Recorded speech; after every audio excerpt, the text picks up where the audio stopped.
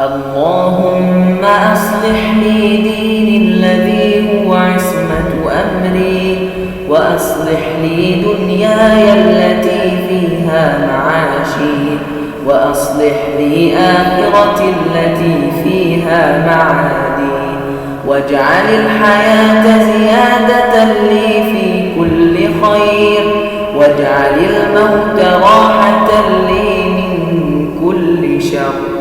اللهم اجعل خير عمري آخرة، وخير عملي خواتمه، وخير أيامي يوم ألقاك فيه.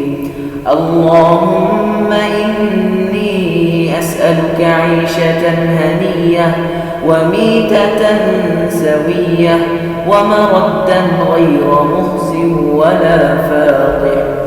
اللهم إني أسألك موجبات رحمتك، وعزائم مغفرتك، والسلامة من كل إثم، والغنيمة من كل بر، والفوز بالجنة، والنجاة من النار.